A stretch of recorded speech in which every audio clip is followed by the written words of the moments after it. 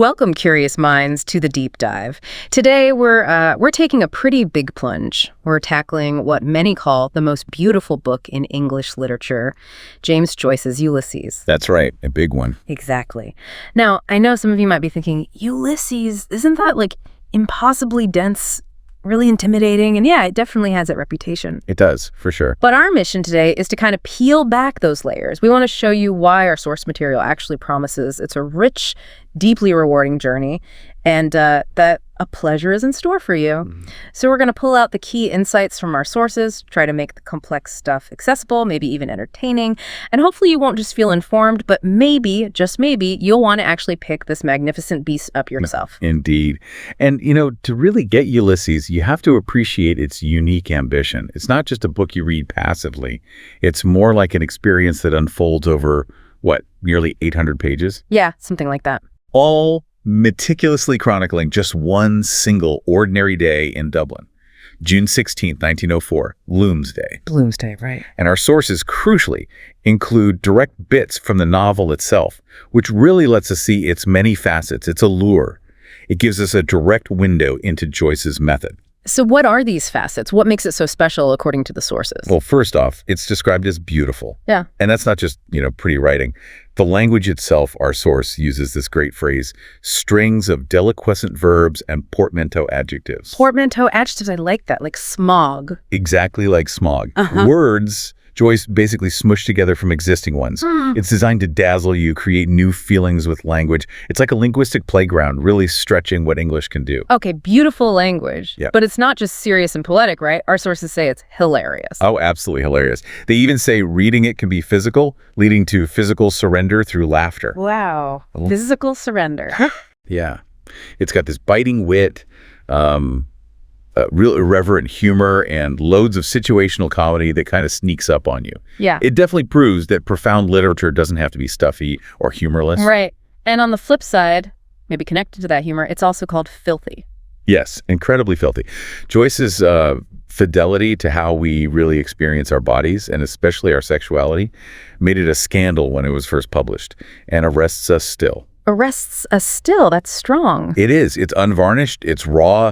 It's very human in how it depicts the physical stuff. Bodily functions, sexual thoughts, things usually kept private. That kind of rankness was totally revolutionary then, and it still feels startlingly intimate today. So beautiful, hilarious, filthy.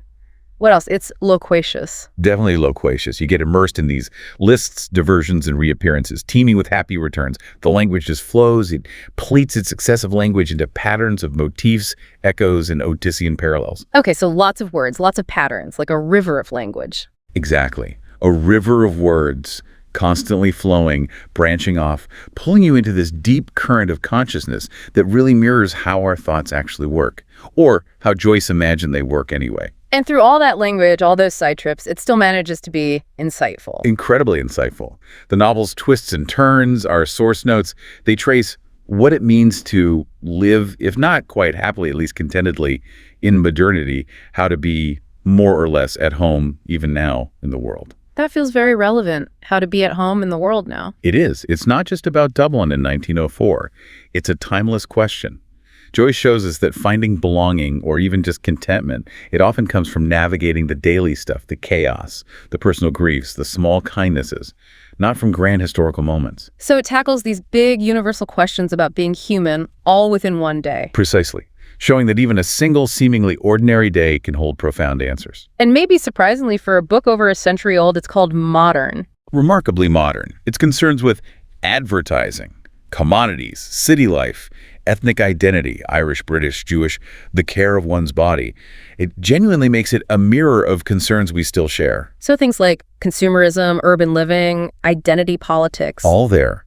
Joyce was incredibly prescient. He captured the feel of urban life, commercialism, the complexities of identity in a changing world, way before many others did. And finally, maybe the most important aspect, it's intimate.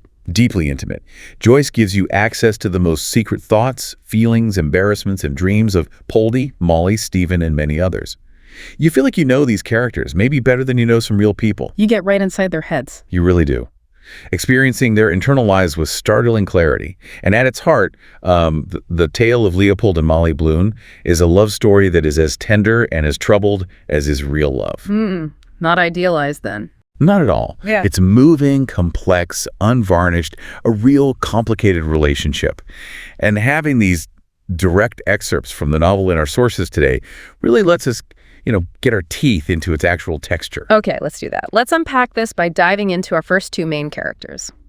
We start, like the novel does, with that famous opening scene, Martello Tower. Right, on the coast near Dublin. And we meet Stephen Dedalus and Buck Mulligan. Their dynamic is immediately electric, isn't it? Oh, yeah. The sources paint such a vivid picture. Buck Mulligan just leaps off the page. So theatrical, irreverent. How is he described? Well, he peeps an instant under the meal and then covers the bowl smartly, like he's doing some kind of mock religious ritual with his shaving bowl. Oh. And then he launches into this pseudo-religious chant. "Back to barracks," he said sternly. "For this, oh dearly beloved, is the genuine Christine, body and soul and blood and ants." Slow music plays. Shut your eyes, gents. It's playful, yeah, but there's a sharp edge to it straight away. A performance designed to provoke Stephen, you feel. Provoke Stephen, okay. And how does he provoke him? Well, that sharpness is definitely aimed at Stephen Dedalus. Hmm. Mulligan's mockery, playful but also really cruel, comes through immediately. He calls Stephen's name absurd, an ancient Greek. Oh. Yeah. Or he murmurs, "Kinch, the loveliest mummer of them all." Kinch is his nickname for Stephen.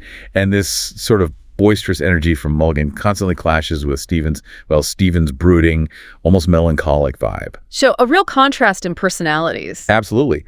And what's really striking and kind of brutal is Mulligan's casual attitude towards death, especially Stephen's mother, who died recently. He just blurts out, "Oh, it's only Dedalus whose mother is beastly dead." Wow, that's harsh. Incredibly harsh. And when Stephen is clearly upset, Mulligan just doubles down, almost trying to wound him more.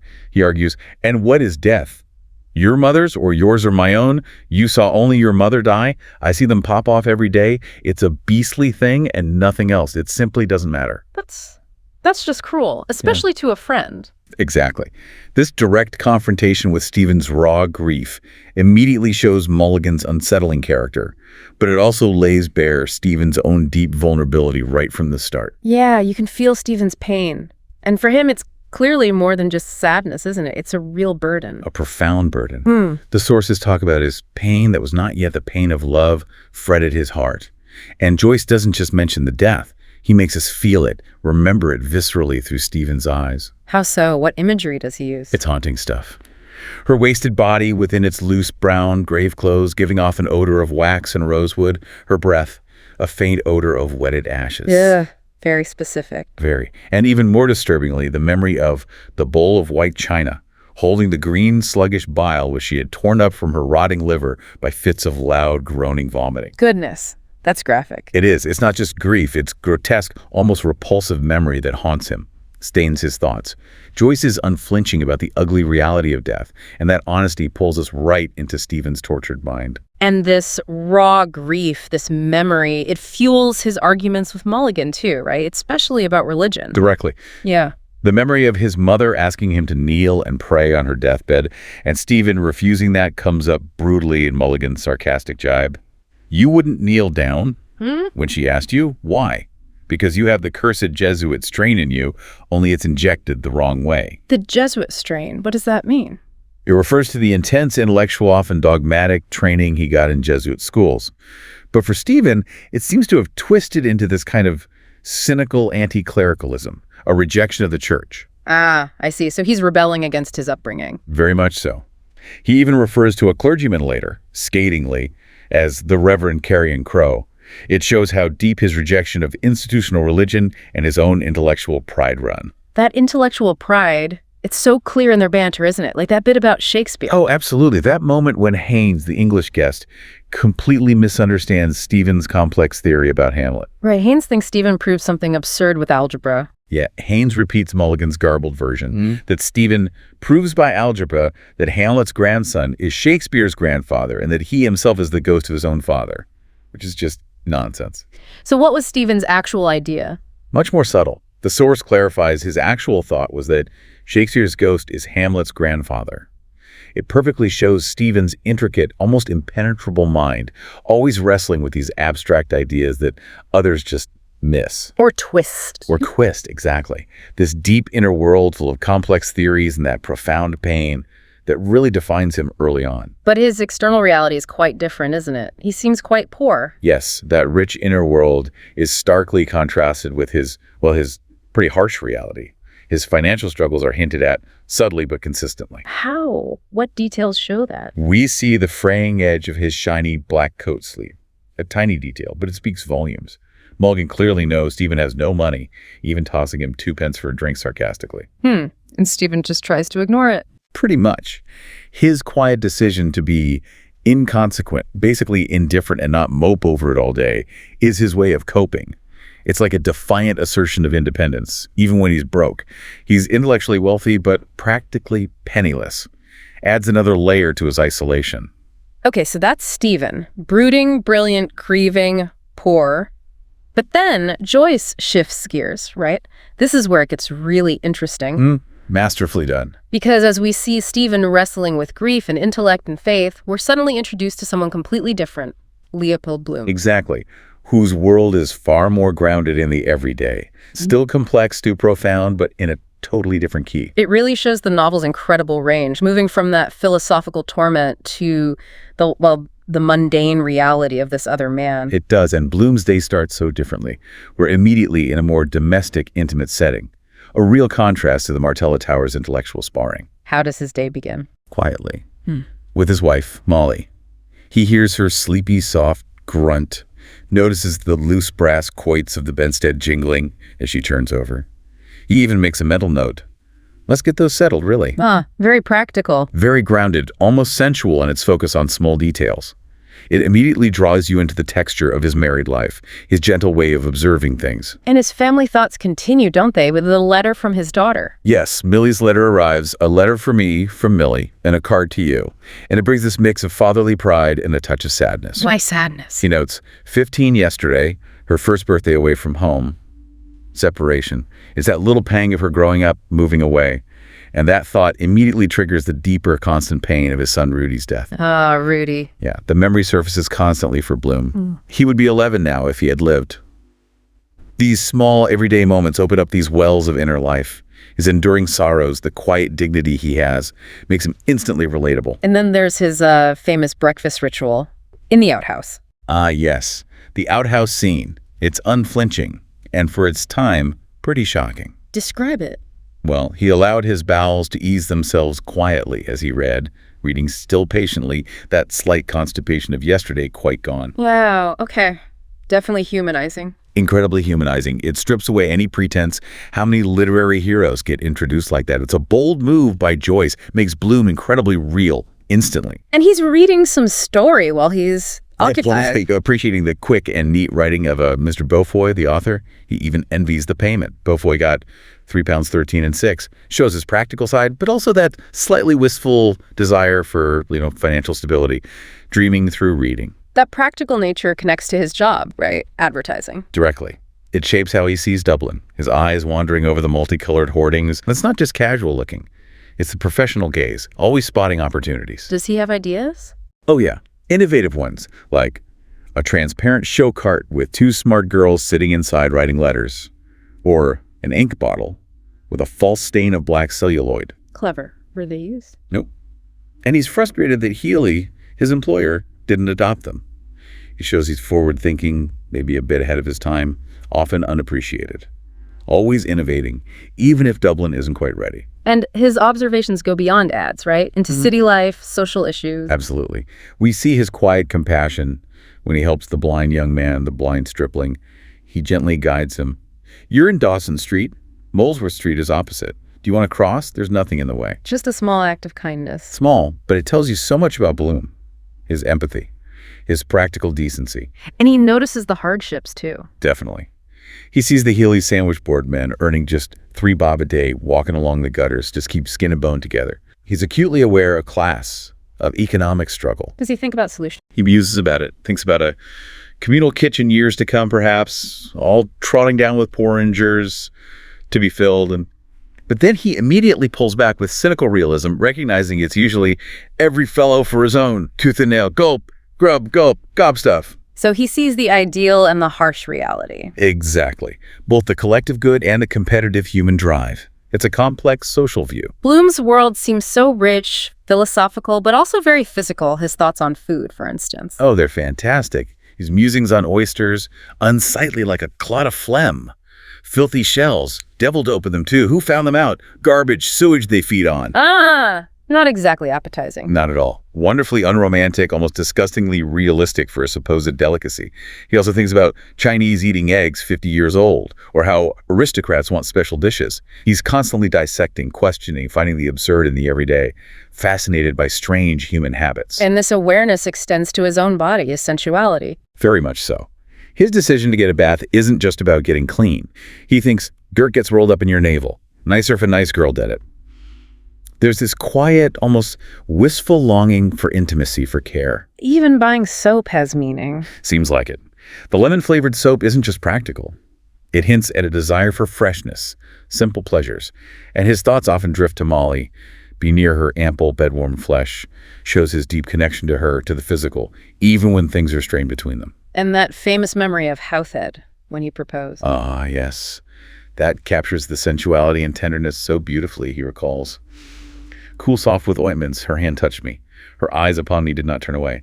Ravished over her, I lay, full lips, full open, kissed her mouth. Yeah. Yum. Softly, she gave me in my mouth the seed cake, warm and chewed. Wow. So vivid. Tactile, almost. It really is. A moment of pure connection, remembered with such intense detail. It's this anchor of love and physical intimacy in his day, this profound personal history. Beyond the physical, music is important to him too, isn't it? Deeply intertwined with his world. He appreciates music, though maybe not in a highbrow way. He finds Wagnerian music a bit too heavy, hard to follow. So he prefers something more accessible. Seems so. Grounded, practical taste. But he loves the more melodic stuff. Mercadante, Meyerbeer, Mozart's 12th Mass especially, the Gloria, the acme of first-class music, to his mind. So he genuinely engages with culture on his own terms. Exactly, finding beauty and meaning. He's also incredibly proud of Molly's singing, remembering her success with Rossini's Stabat Mater in a church, how everyone wanted an encore. So she supports her talent. Immensely. And he cherishes hearing Stephen's father sing Lionel's aria from Martha Mapari, recalling how it made all the others take a back seat. Music connects him to people, adds another layer to his rich inner life. It's fascinating, really, how Joyce uses all these seemingly small, mundane details. Molly's grunt, the outhouse, adds music to build this incredibly complex, intimate, relatable portrait of Bloom. It really is. He's immersed in the modern city, but always observing, analyzing, questioning, finding the profound in the ordinary. And this focus on the everyday, it leads us right into the bigger themes, doesn't it? Identity, history, especially as we move into Dublin's collective consciousness. Precisely. And that deep dive into Dublin's collective mind really kicks off with Paddy Dignam's funeral. It's a key scene, like a microcosm of the city's relationship with death, memory, identity. How so? What happens on the way to the cemetery? The carriage ride is full of these grim, frank details about decomposition. Reflects that human discomfort with mortality. Bloom, ever the observer, thinks about how the insides decompose quickly. Much better to close up all the orifices with wax. Practical even about death. Huh? Yes. And his own view, the best death. No suffering, a moment and all is over. Like dying in sleep. Contrasts sharply with the crude jokes the cabmen tell about Dignam. Like what kind of jokes? Well, one about a preacher, Spurgeon, going to heaven at 4 a.m., but by closing time at 11 p.m., he still hadn't arrived. It's that dark coping humor, showing the different ways people handle death's reality. And you get a real cross-section of Dublin men in that carriage, right? Yeah, you do. Martin Cunningham, Simon Dedalus, Stephen's father Ned Lambert, Joe Hines, John Henry Menton, and Bloom himself. All there, each with their own perspective in this shared ritual, a snapshot of the city's social network. And the conversation turns to history, to Parnell. Inevitably. Charles Stewart Parnell, the big Irish political leader who died about 13 years earlier, there's still this folklore around him, this longing. Some mourners whisper, some say he is not in that grave at all, that one day he will come again. Like a mythic hero. Exactly. How historical figures become legends embodying hope, especially for a nation struggling for identity. But not everyone buys into the myth. Hines brings them back down to earth. Parnell will never come again. He's there, all that was mortal of him, peace to his ashes. It touches that deep Irish struggle between enduring myth and hard historical truth. The source also mentions something about fickle memory, tar barrels. Yes. How some remembered Parnell's death led to tar barrels in their thousands. But now, 20 years later, it's complete oblivion. Shows how even huge national events fade, how public memory is selective and short-lived. Speaking of history's weight, this loops back perfectly to Stephen Dedalus, doesn't it? His famous line. Oh, yes. To Mr. Deasy, his boss, history is a nightmare from which I am trying to awake. Chilling line. It perfectly captures his weariness with Ireland's past, its suffocating grip. He feels like that nightmare gave you a back kick, like the past actively fights his attempts to escape. He wants a future free from the cycles of Irish history, especially the colonial trauma. But Mr. Deasy has a completely different view, right? Totally different. Deasy, the Protestant headmaster, is all dogmatism. Yeah. He believes all history moves towards one great goal, the manifestation of God. For him, it's divinely ordered, not a nightmare. And his concerns are much more practical. Very practical. Obsessed with foot and mouth disease, the embargo on Irish cattle, convinced it can be cured. His proudest boast is pure self-reliance. I paid my way. I never borrowed a shilling. Can you feel that? I owe nothing. A stark contrast to Stephen's intellectual melancholy highlights those ideological divides within Ireland. And the English connection comes up too, with Haynes. Yes, Haynes, the Englishman, says, maybe with a bit of guilt, we feel in England that we have treated you rather unfairly. It seems history is to blame. And Stephen's reply is sharp. Very sharp. He counters with that famous line about the British Empire, that on his empire, the sun never sets. A powerful critique of imperial arrogance. But Deasy corrects him on the origin. Immediately, with meticulous accuracy. That's not English. A French Celt said that. It's a tiny moment, but it shows how loaded even simple phrases are. With history, identity, ownership, national pride, everything's contested. And this idea of Irish identity and its darker side really explodes later with the character of the citizen. Ah, the citizen. In Barney Kiernan's Cub, he represents extreme nationalism. Ferocious, almost violent nationalism. He's the embodiment of a narrow, exclusionary Irish patriotism. His cry, Sinn Féin am hen, the friends we love are by our side and the foes we hate before us, that's ourselves alone in Irish. Pure aggressive nationalism. And he dwells on historical wrongs. Bitterly. He laments the famine, the Black 47, how their mud cabins were laid low by the battering ram, and how the English press rejoiced that soon there'd be as few Irish in Ireland as Redskins in America. It's pure resentment, a desire for vengeance. And then this nationalism, it turns ugly towards Bloom. Deeply ugly. It's important we acknowledge this. The source material shows the citizen using vile anti-Semitic slurs. He calls Bloom bloody Jewman and threatens, I'll crucify him so I will. Right, and just to be clear, we're reporting this as it appears in the source, not endorsing it in any way? Absolutely not, but Joyce includes it. It's a stark, unflinching look at the prejudice simmering beneath that fervent nationalism, an uncomfortable truth about Dublin's reality, about human nature. Joyce doesn't shy away. Then there's that strange allegorical funeral scene. Yes, the last farewell. It's hallucinatory, theatrical, muffled drums, torrential rain. It blends real historical figures like Cromwell, ironically shown, with God is love pasted around the mouth of his cannon, with caricatures of foreign delegates, even Dublin street singers, Lenihan and Mulligan performing a comic song. It blurs reality and this inflamed nationalistic fantasy, shows how history, myth, and performance get tangled up in the Irish mind. It's like a chaotic projection of the citizen's own headspace. And the citizen even accuses Bloom of being behind Sinn Féin? Bizarrely, yes. Claims Bloom gave the idea for Sinn Féin to Griffith. Accuses him of robbing Peter to pay Paul, and says, with pure xenophobia, we want no more strangers in our house. So scapegoating Bloom as the outsider, the Jew. Exactly. The paranoid exclusionary side of his nationalism laid bare, chilling how easily patriotism can twist into hatred. But Bloom doesn't rise to the bait, does he? How does he respond? Remarkably calmly, he tries to reason with him. You don't grasp my point. But, says Bloom, isn't discipline the same everywhere? Wouldn't it be the same here if you put force against force? Trying to find common ground, universalize it. Yes. Seeking a rational, peaceful way forward, refusing the cycle of violence and tribalism. It really highlights his enduring humanism, even facing that kind of prejudice. And this humanism leads to his amazing vision later, Bloomusalem. Oh, Bloomusalem. His extraordinary dream sequence. A utopian future Ireland where he is Leopold I, King of Ireland. What's he proclaim? With almost messianic language. My beloved subjects, a new era is about to dawn. Yea, on the word of a Bloom, you shall ere long enter into the golden city, which is to be the new Bloomusalem and the Nova Hibernia of the future. A new Ireland. But there's a catch. Something about barrels. Yes, the source adds this darkly humorous detail. Building Bloomusalem involves raising houses, and the inhabitants are lodged in barrels and boxes, all marked in red with the letters LB. A wry nod to the unintended consequences of even the grandest plans.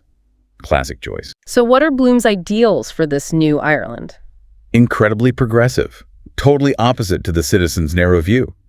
He wants bonuses for all, Esperanto, the universal brotherhood. Esperanto, the universal language. Yes, symbolizing his desire for global understanding. He wants no more patriotism of bar spongers and dropsical imposters. A clear dig at guys like the citizen. And socially. Radically progressive for 1904. Free money, free love, and a free lay church and a free lay state. Mixed races and mixed marriage. Social, economic, racial liberation. Wow. And his vision includes statues, goddesses. Yes. Naked goddesses, Venus Calipes, Venus Pandemos, Venus Metempsychosis representing beauty, universal love, the transmigration of souls, and new muses reflecting his modern practical view. What kind of muses? Not the usual ones. Not just the arts, things like commerce, operatic music, publicity, manufacture, liberty of speech, plural voting, gastronomy, private hygiene, seaside concert entertainments, painless obstetrics, and astronomy for the people. Painless obstetrics, astronomy for the people. That's brilliant. Isn't it? It shows his practical, expansive, inclusive view of culture and society, a direct challenge to the citizen's insular, backward-looking hate. A truly profound statement of Bloom's humanistic, forward-thinking spirit. Okay, that's a huge contrast. No, let's move into perhaps the strangest part of the book, the Circe episode. Ah, Circe, yes. A major shift. We leave narrative realism behind here. It's set in Nighttown, the brothel district, and it becomes this hallucinatory, dreamlike sequence. How does it work? What's the style? It's written like a play script. Characters' deepest thoughts, fears, desires, they manifest externally, become real figures on this bizarre stage. It's a descent into the subconscious where, as Stephen says elsewhere, all things change. Surreal becomes real. And Bloom is right in the middle of it. On trial. Right at the center. On trial, yes. Facing accusations that are basically projections of his own anxieties, his guilt, accused of defrauding widows and orphans, sexual improprieties. People from his day appear. Martha Clifford, his pen pal, pleads, "Henry, Leopold, Lionel, thou lost one, clear my name." Mary Driscoll, an old maid, claims he made a certain suggestion. There's even mention of a spanking idea, which he tries to justify comically as to stimulate the circulation. Huh. So all his suppressed thoughts are just out there. Exactly. Publicly aired, wildly exaggerated. It's chaotic. And who's on the jury in this surreal trial? Familiar faces from his day. Martin Cunningham, Foreman, Jack Power, Simon Dedalus, Tom Kernan, and so on. All the guys from the funeral carriage, the pub, plus a featureless face of a nameless one. So his subconscious is populated by his daily encounters. Precisely. Blurring that line between outer reality and inner perception, suggesting our inner lives are always in dialogue with the world around us. And even Paddy Dignam shows up, the man whose funeral they attended. Even Paddy Dignam's ghost, articulating by metempsychosis, spooks, that recurring theme of soul transmigration. But then, hilariously, he expresses very mundane needs. I must satisfy an animal need that buttermilk didn't agree with me. A ghost worried about buttermilk. Exactly. He even mentions his old job, his cause of death, heart hypertrophied, his poor wife being awfully cut up.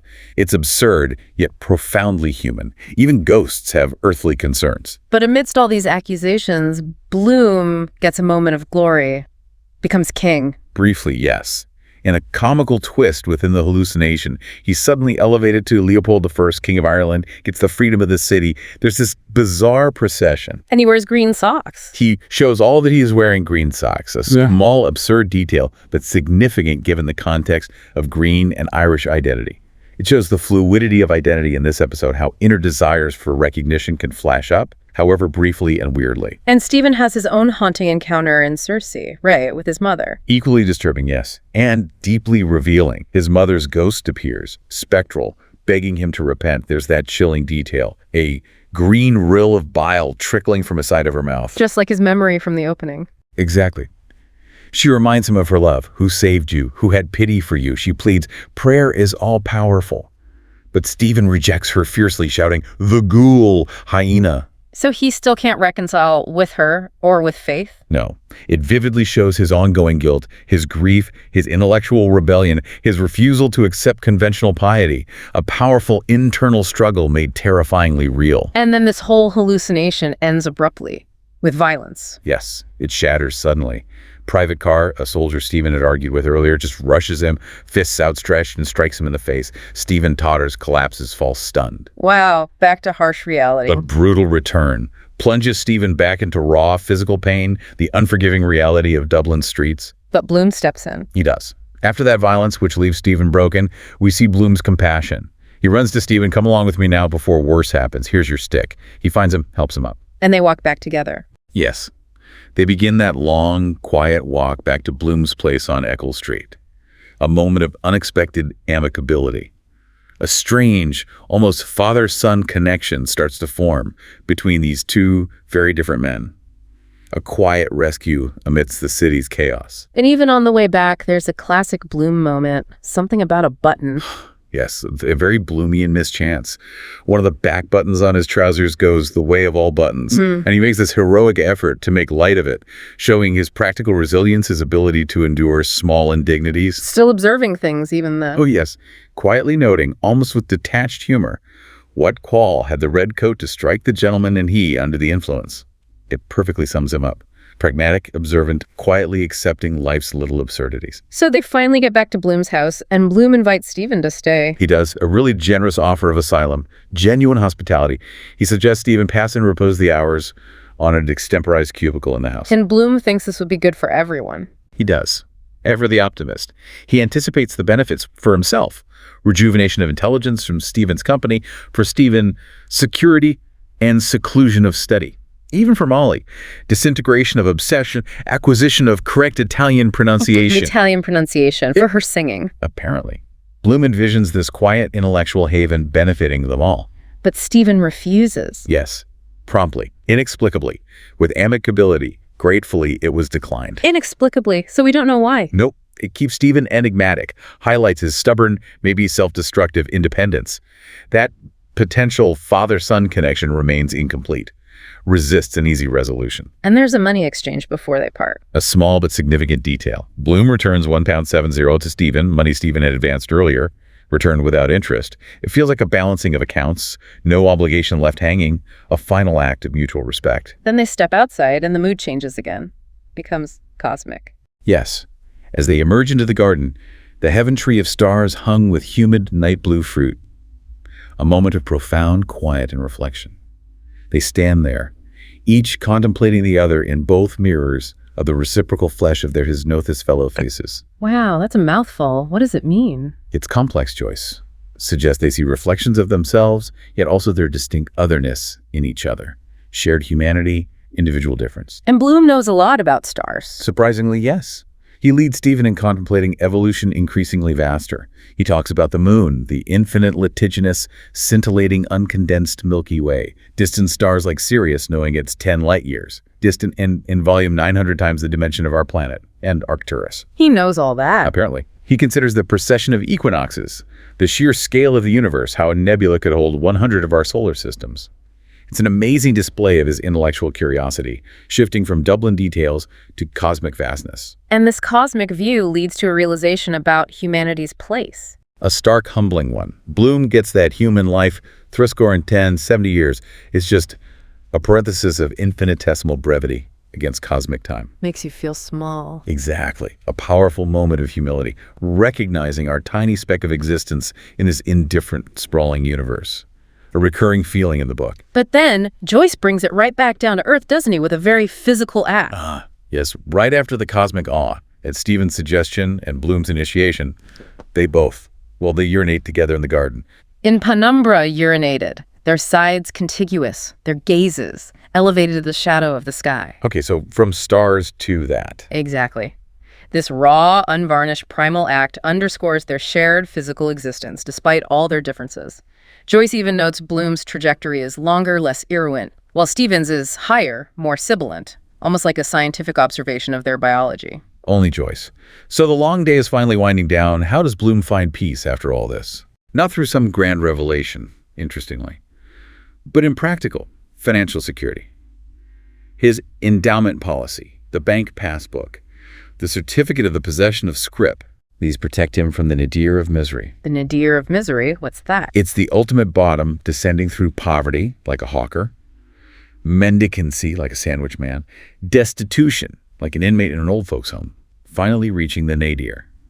The aged, impotent, disenfranchised, rate-supported, moribund, lunatic pauper. Grim. So his security is knowing he's safe from that. Yes, it's a very grounded form of peace, knowing he's protected his family from the worst fates of urban poverty. And this leads him to a state of...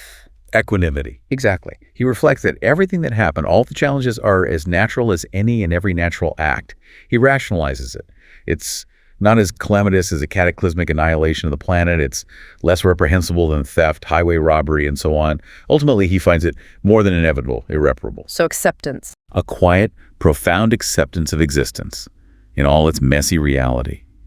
A hard-won peace after an incredibly long, strange day. And the novel ends with Molly. Famously, yes. With Molly Bloom's internal monologue, the Penelope episode, no punctuation, just pure stream of consciousness. It brings our deep dive full circle, right back to the human relationships, plunging us into her inner world. Which is as rich as Bloom's or Stevens. Just as rich, just as meandering. Her thoughts flow from simple desires. I love flowers. I'd love to have the whole place swimming in roses. God of heaven, there's nothing like nature. The wild mountains, then the sea and the waves rushing to memories, frustrations, practicalities. It sounds like a torrent. It is, a torrent ending on this expansive note of affirmation, reflecting the cycles of life and nature that run through the whole book. A powerful, intimate, sensual conclusion to this epic day. So after all that, what does it all mean? We've gone through just one day in Dublin, but it feels like so much more. It really does. Joyce transforms that single day into this sprawling, intimate, deeply human epic. It's that blend, the profound and the mundane, the comic, the tragic, the personal, the universal. He makes the ordinary extraordinary, invites us to see the world and ourselves differently. Absolutely. And, this raises an important question for all of us, doesn't it? What's that? Well, considering the incredible detail Joyce packs into one day, the boundless richness of inner life he captures, what untold stories might lie within the seemingly ordinary days of the people we encounter. Even just for a moment on the street. Makes you wonder. How does this deep dive, maybe like the novel itself, challenge us to look closer, listen harder, to find the epic that's hidden in the everyday, just waiting there? Perhaps after this, you'll find yourself looking at the next person you pass and just wondering about the whole universe of thoughts and feelings inside their own single day.